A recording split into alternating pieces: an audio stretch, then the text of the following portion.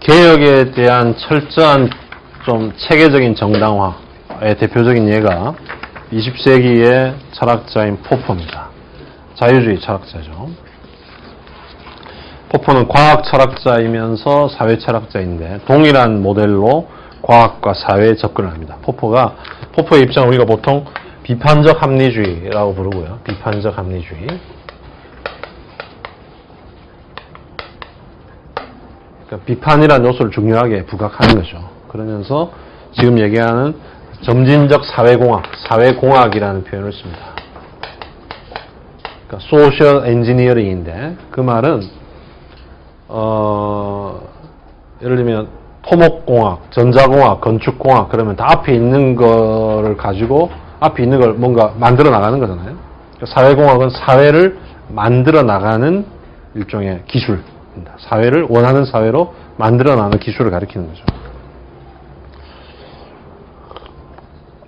포퍼의 저작은 사회 철학 관련 저작은 열린 사회와 그 적들이라는 책이 제일 유명한 저작이죠. 열린 사회와 적들. 그게 2권으로 돼 있죠. 그래서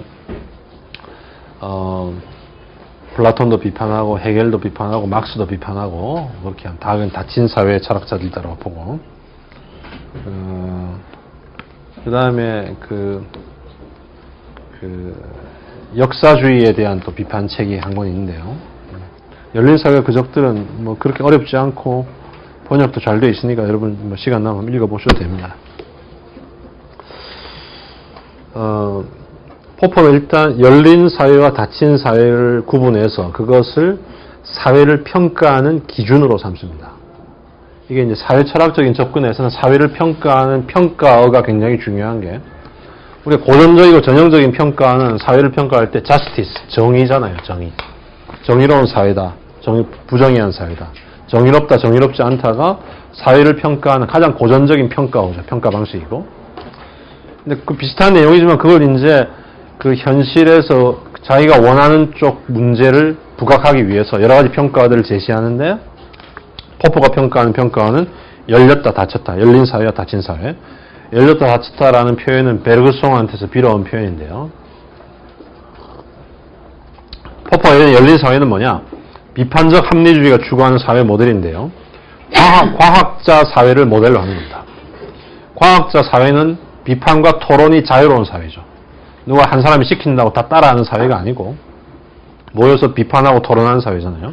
그래서 이성과 비판을 진리하는 사회고 그 과학의 객관성이라는 것은 과학은 객관성을 추구하는데 과학의 객관성은 과학자 개인, 어떤 특별하고 전능한 과학자 개인한테서 비롯되는 것이 아니라 과학 방법의 공적인 산물이죠. 합리적인 방법을 통해서 얻어질 때 과학을 객관적이라고 하는 거죠.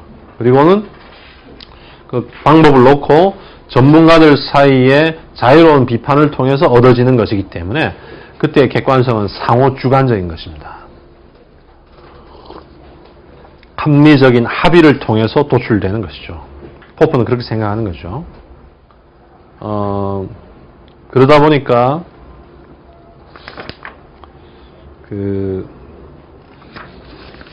닫힌 것과 그러니까 관용과 다양성이라는 게 중요한 가치로 등장하고요. 왜?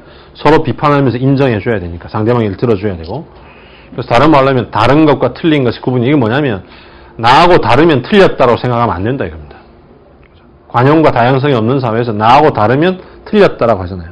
그게 아니라 틀린 것과 나하고 다르다는 건 별개의 문제다. 구분해야 한다. 그러니까 나하고 다르면 틀렸다고 하면 독선이 되고 교조주의가 되는데 다른 것과 틀린 것을 구분하기를 주장하는 거죠.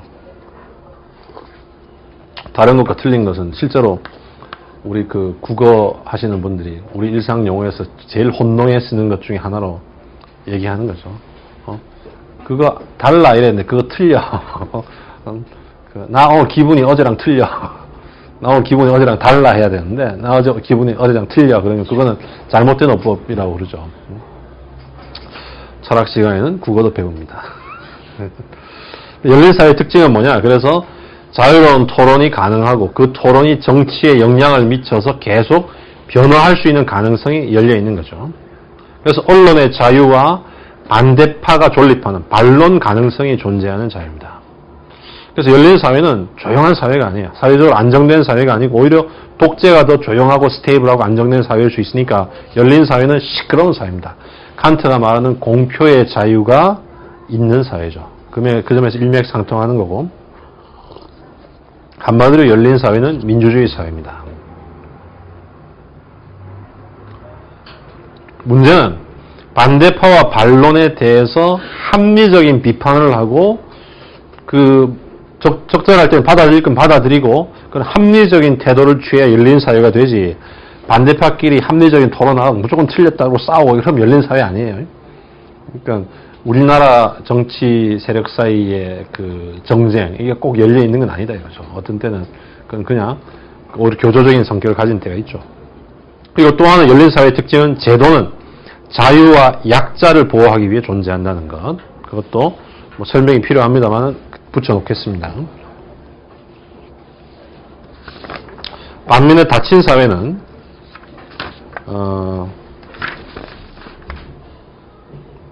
뒤에 제가 적어놨는지 좀 헷갈려서 지금쯤 설명을 해야 되냐 말아야 되냐 헷갈리고 있는데, 닫힌 사회는 집단주의를 본질로 하는 전체주의 사회. 그래서 국가는 국민을 규제하고 국가만이 국민을 규제하며 국가만이 판단하는 사회입니다. 그러니까 무엇이 옳은 것인지 기준이 딱 정해져 있는 거죠. 캐논이 딱 정해져 있는 거고, 캐논을 국가가 일방적으로 딱 제공하는, 그 이상 벗어날 수 없는 그런 모델이고 전체주의 사회입니다, 결국. 그래서 현명한 자가 이끌고 통치해야 하며 무지한 자는 그를 따라야 한다. 이런 구호가 지배하는 사회다. 그래서 플라톤, 헤겔, 마르크스, 나치즘 전부 닫힌 사회를 지향한다. 이렇게 주장하는 거죠. 고정된 규범이나 법칙이 지배하는 사회입니다. 그래서 민주주의와 개방사회의 관계는 열린 사회, 개방사회, 갑자기 이제 개방사회라고 한자어로 바꿨는데, 이게 다 열려 있는 거죠. 열린 사회가 정치적 현실이 되기 위한 기본 조건이 뭐냐? 바로 폭력을 통하지 않고 지배자를 교체할 수 있는 가능성. 그래서 민주주의는 개방사회의 토대이며 한편으로 정치적인 표현입니다. 그래서 포퍼는 자기 민주주의가 장점이 있다 그래요. 이런 민주주의에 대한 정의가. 왜? 민주주의를 이렇게 정의하지 않으면, 개방사회라는 것을 기준으로 민주주의와 관련 맺지 않으면 닫힌 사회가 되고자 합의 보는 민주주의, 이걸 막을 수가 없다 이거죠. 민주적으로 우리 닫힌 사회가 되자라고 합의를 보면 어떻게 할 거냐, 그럴 가능성이 있는 거죠, 민주주의에서. 근데 열린 사회라는 것을 사회를 평가하는 궁극적 기준으로 붙잡고 있기 때문에 닫힌 사회가 되고자 하는 민주주의, 그건 받아들일 수 없다. 진짜 민주주의 아니다라고 이제 비판할 수 있다 이거죠. 그래서 민주주의가 다수에 의한 통치일 경우 다수가 민주주의를 파괴하기로 결정한다면 어떻게 할 거냐.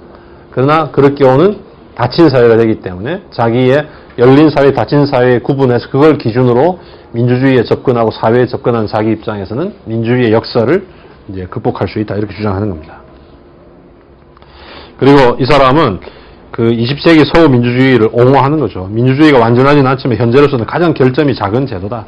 그래서 현대 20세기 서구 정치체제의 낙관론을 가지고 있고 파시즘에 대한 역사적인 반발의 차원이 있습니다. 이 사람도 포포도 비엔나 서클, 그 비엔나에서 교류했던 20세기 초의 지식인 그룹이 있죠. 비트겐슈타인을 비롯해서 수많은 학자들이 나오는데 이 사람도 비엔나 서클에 한때 있던 사람입니다. 그래서 이 사람이 열린 사회라는 오픈 소사이티라는 용어를 자기 얘기에 따르면, 영국 가서 런던을 딱 가니까 아침에 창문을 딱 열었는데 그렇게 분위기 자체가 자유의 분위기가 확 느껴지더래요. 유럽에 있다가, 유럽의 전체주의적 분위기에 있다가 어쨌든 영국에 가서 탁 창문을 열고 하니까 공기가, 야, 이건 열려있다, 뭐 신선한 게 탁 느껴져서 그때 이게 오픈 소사이티는 괜히 확 떠올랐대요. 그러니까 그 답답한 사회에 있다가 좋은 데 가서는 영국 가보고는 거기가 좋다고 생각하고, 그러니까 영국적인 그 민주주의에 대해서 얼마나 강한 열망과 긍정적 평가를 내리겠어요. 정서적으로도 그런 요소가 미치고 있는 거죠. 그리고 이 사람이 내세우는 게 점진적 사회공학의 개혁의 원리입니다. 포퍼의 기본 전략은 일종의 네거티브 전략인데, 비판적 이성의 본질에서 나오는 거, 비판을 통해서 문제를 해결하는데, 비판은 뭐냐? 포퍼에 의한 비판은 뭐예요? 비판의 가장 핵심은 오류를 지적하는 겁니다. 오류. 비판한다는 거. 이 잘못이야. 이거 잘못. 오류를 찾아내 지적하니까 오류를 찾아내 지적하게 되면 오류가 그만큼 없어지니까 점점 좋아진다 이거죠. 그러니까 그게 비판적 이성의 본질에서 나오는 거고, 그래서 나쁜 것을 점점 없애가는, 좋은 걸 향해서 다가가는 게 아니라 눈앞에 있는 나쁜 걸 점점 없애가는 네거티브 전략을 취한다 이겁니다. 그러니까 이런 거죠. 일종의 우리가 시험 칠 때 득점할 수 있는 요소를 강화시키는 방법이 있고 감점 요인을 줄여나가는 방법이 있죠. 감점 요인을 줄여나가는 게 네거티브 전략이죠. 그런 식의 전략을 취하는 것이고, 그것은 과학론과 사회론에서 동일한 원리에 기반하는데, 자, 여기서 설명을 해야 되겠네요. 왜 동일한 원리냐? 포퍼 과학 철학 개념을 좀 아시면은 이 모델을 이해할 수 있는데요. 그 포퍼가 내세운 게 반증 가능성이에요. 반증 가능성. 포퍼가 뭐라고 생각하냐면 이렇게 생각합니다. 자, 전통적인 실증주의, 경험주의의 방법론은 귀납이잖아요. 귀납법인데, 그러니까 아까 말한 그 앞에서 그냥 쑥 지나갔으니까 여러분이 주목은 안 하셨겠지만, 그 과학의 객관성은 과학 방법의 공적인 산물이다 이런 표현 썼지 않습니까? 과학 방법.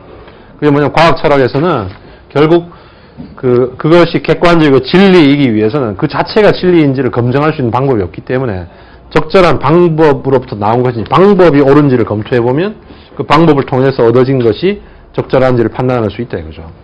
방법이 문제. 귀납법이 지금 그 실증주의의 가장 기초적인 방법인데, 귀납법은 유한수의 관찰 명제, 그러니까 유한수의 그 관찰되는 것으로부터 사례로부터 일반화시키는 것이 일단은 기본 모델이잖아요.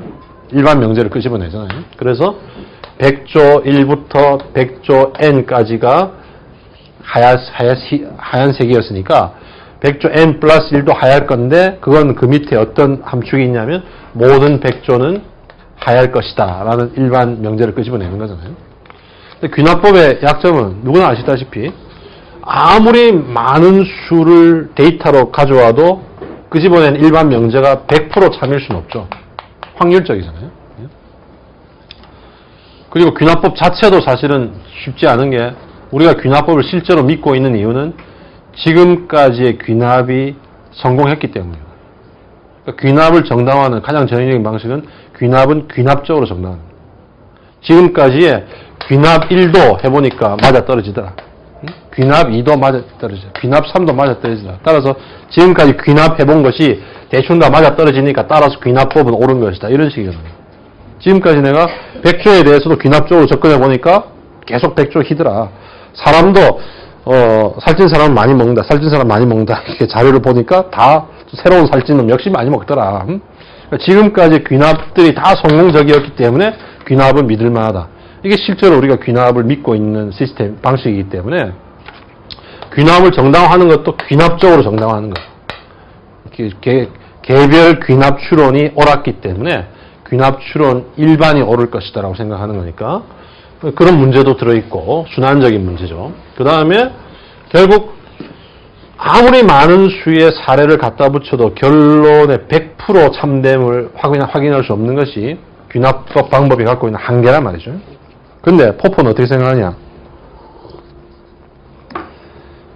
유한수의 개별 명제로 그 일반 명제를 정당화할 수는 없지만, 거꾸로 단 하나의 개별 명제로 일반 명제를 틀렸다고는 할 수 있다 이거죠.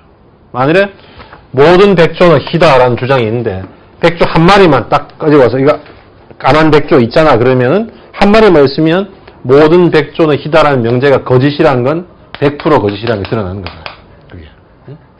그러니까 그 일반화를 정당화하는 사례를 드는 것은 아무리 많이 들어도 일반 명제를 100% 정당화할 수 없지만, 그 일반 명제를 반박을 하는 것은 발레 하나만 들고 나와도 100% 반박을 할 수 있기 때문에 그 구조를 이용해서 전략을 바꿔서 반증 가능성 쪽으로 갑니다. 그러니까 그래서 어떤 것을 경험적으로 귀납적으로 정당화하는 것은 문제가 있지만 어떤 게 틀렸다라고 경험적으로 반증하는 것은 이건 100% 확실한 거다. 그 100% 확인할 수 있다 이거죠. 그래서 이 사람은 반증 가능성을 가고 결국 과학적 명제라는 것은 원리적으로 반증할 수 있는 가능성을 갖고 있는 거. 그래서 틀릴 가능성이 있어야 과학적 명제라고 할 수 있다. 그게 실제로 경험적으로 반증될 수 있는 것. 일종의 틀렸다고 검증될 수 있을 가능성이 있는 것. 그게 과학적인 명제지. 어떤 경우에도 반증될 수 없는 것은 반증될 가능성이 전혀 없는 것은 과학적 명제가 아니다. 주술적인 명제, 반증될 수 없다. 신은 존재하나 이런 명제 절대로 반증될 수 없다 이거죠. 왜? 경험적인 명제가 아니기 때문에 어떤 발레를 가져와도 사람들이 얼마든지 정당화할 수 있으니까. 그래서 반증 가능성이라는 중요한 방법으로 채택을 해서는 결국 과학의 발전이라는 게 그런 관점에서 보니까 실제로 어떻게 이루어지느냐. 사람들이 추측을 합니다. 과학 이론이라는 기본적으로 추측의 성격을 가진다. Conjectures and Refutation, 추측과 반박이라는 책이 포퍼 과학 철학의 중요한 책인데 번역이 되어 있습니다. 2권으로. 책값은 팁다 비싸죠. 하드카버로. 그래서 그 추측과 반박이라는 게 뭐냐면 기본적인 과학의 발전이 포퍼가 보기에는 추측과 반박으로 이루어진다. 그래서 과학 이론이라는 건 반증되지 않은 동안은, 발레가 발견되지 않은 동안은 일단 사람들이 합의를 하면, 아까 말한 서로 이 토론을 통해서 현재 별 문제 없다라고 합의를 보면 일단 이론으로 받아들이는 거죠. 그 추측을. 그러니까 어떤 현상을 잘 설명해 줄 수 있는 과감한 추측을 하고 그 추측이 발레가 생겨서 반박되지 않는 동안은 과학 이론으로 인정을 받다가 그 다음에 거기에 대한 발레가 생기면 그건 이제 틀린 것이 발레는 하나만 나와도 틀린 게 증명되는 거니까 그거는 폐기가 되고 이 발레를 해결할 수 있는 새로운 추측을 하고 새로운 이론을 내놓는 거죠. 그래서 역시 그 새로운 이론, 새로운 추측에 대해서 또 발레에 의한 반박이 안 나오는 동안은 참이라고 인정이 되다가 또 새로운 발레, 반박이 나오면 또 폐기되고 그 새로운 반박 발레를 다 무마할 수 있는 또 새로운 추측을 하고 이렇게 추측과 반박을 통해서 진행되는 것이 과학의 과정인데 근데 그건 단순한 변화의 과정이 아니고 이거는 과학적 지식의 진보의 과정이라고 생각하는 거예요. 왜? 뭔가 설명했는데 문제점이 있으니까 문제점을 제기하는 거잖아요. 발레는. 그럼 그 다음 추측은 최소한 그 문제점은 해결할 수 있는 추측을 할 거잖아요. 그 문제점은. 그 점에 더 나아진다는 겁니다. 또 거기에 대한 발레가 나오면 최소한 그 문제점을 해결할 수 있는 추측을 할 거잖아요. 그런 식으로 지식이 점점 진화적으로 오류를 조금씩 없애가면서 발전해 갑니다. 그래서 그걸 포퍼가 어떤 개념을 쓰냐면 영어로 verisimilitude, 우리가 박진성이라고 번역하는데 좀 이상한 번역이지만 진리에 육박해가는 성격, 진리에 다가가는 성격, verisimilitude라고 합니다. veri라는 게 라틴어 그 어원으로 진리잖아요. 서울대 베리탁스 루스미아 있잖아요. similitude라는 게 거기에 유사해져 가는 거. similitude라는 게 유사해져 가는 정도, 유사함의 정도, 그러니까 진리의 유사함 정도거든요. 그래서 번역을 요즘 박진성이라 그럽니다. 또 하여튼 뭐 적당한 말이 없어가지고 그렇게 번역이 되어 있는데 하여튼 박진감 있는 번역이잖아요. 그래서 결국 조금씩 오류를 없애감으로 눈앞에 생긴 당장 오류들을 발레가 제기되면 그걸 없애가고 그걸 없애감으로 지식이 점점 진보해 간다라고 보는 거거든요. 그게 포퍼의 과학의 진보, 과학의 본성에 대한 기본 모델인데 사회에 대해서도 똑같은 방식을 적용하는 거죠. 사회에서도 눈앞에 있는 문제를, 오류를 찾아서 그거 없애면 그만큼 나아지고 그거 없애면 그만큼 나아지고 그거 없애면 그만큼 나아지는 것이 바로 그게 포퍼가 얘기하는 비판적 합리주의 입장에 서서 오류를 제거함으로써 사회를 점점 낫게 만드는 사회공학의, 점진적 사회공학의 개념이에요. 그러니까 과학론과 사회론이 동일한 원리에 기반해서 이 사람 얘기를 하는 거죠. 동일한 발. 그래서 똑같이 포퍼의 과학이론이나 사회이론을 둘 다 비판적 합리주의라고 부릅니다. 비판적 합리주의라고. 그래서 결국 우리가 어떻게 확실한 지식을 얻을 수 있는가, 과학에서. 그 다음에 우리는 어떻게 완전한 지도자를 얻을 수 있는가, 이런 문제가 사실은 어떻게 바뀌어야 되냐면, 네거티브 전략은 우리는 어떻게 가능한 한 빨리 우리의 잘못을 찾아내어 교정할 수 있는가, 지식에서도. 또 사회에서 우리는 어떻게 잘못된 지도자가 초래할 수 있는 위험을 최소한으로 줄일 수 있는가. 이런 식의 네거티브 전략으로 갈 수밖에 없다 이겁니다. 바로 사회공학이 그런 역할을 하는데, 사회공학은 결국 사회 변화나 발전 원리나 기술을 주요 대상으로 삼는 학문인데, 그래서 포퍼가 몇 가지를 나눠요. 어떻게 나누냐면, 첫 번째는 역사주의, 사회공학을 기준으로 놓고 사회공학을 기준으로 놓았을 때 우선 역사주의라는 게 있고, 역사주의는 우리가 다음에 그 필연성 얘기, 법칙성 얘기할 때 다루기 위해서 비웠습니다. 그때 써먹어야 되니까. 저도 이게 본전이 많지 않기 때문에 적절해, 적대적소에 써먹어야지, 미리 써먹으면 안 되거든요. 역사주의는, 이거는 반사회공학인 건, 사회공학은 그런 식으로 오류를 잡아감으로써 우리가 사회를 만들어갈 수 있다는 입장의 사회공학이지만, 역사의 법칙성이 있다고 얘기하는 사람은 우리가 만들어가는 게 아니잖아요. 역사 자체의 법칙성이 관철되는 거니까 우리가 사회를 만들어간다는 사회공학과는 반대 입장이 되는 거죠. 그래서 포퍼는 역사의 법칙성이 있다, 이런 입장을 역사주의라고 놓고 그걸 반사회공학으로, 이건 반사회공학으로 제낍니다. 사회공학 아닌 것 일단 제끼고, 그 다음에 사회공학 안에서 이제 둘을 나누는데, 그게 이제 혁명개혁과 연관된 얘기죠. 혁명개혁. 사회공학 안에 하나는 유토피아적 사회공학을 내세우고요. 유토피아적 사회공학. 그리고 포퍼 자기가 얘기하는 세 번째 점진적 사회공학. 둘을 나누는데, 그게 우리 식으로, 우리 얘기, 역사 철학 얘기로 끌어오면 유토피아적 사회공학이 혁명을 정당화하고 혁명을 끌어들이는 입장이고, 점진적 사회공학이 개혁을 우선시하는 입장인 거죠. 자기는 점진적 사회공학이고, 막스주의나 이건 전형적으로 유토피아적 사회공학이다. 그래서 유토피아적 사회공학이 포퍼가 비판하는 혁명 지향성인데, 거꾸로 생각하면 혁명을 내세우는 입장을 요약하고 있는 걸로 우리가 공부의 차원에서 볼 수도 있죠. 자, 이미 정해진 목적에 대한 수단으로서 정치적 행동을 고려하고 이 사람들은,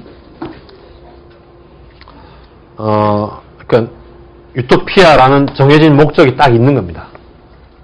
포퍼는 눈앞에 오류를 하나하나 없애가는 거지만, 이쪽은 궁극적인 목적이 딱 있는 거죠.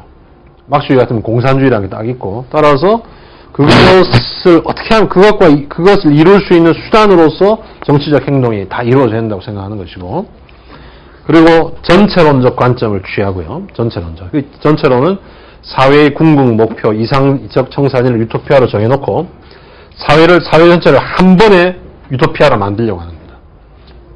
전체를 통틀어서 한 번에 만들려고 하는 겁니다.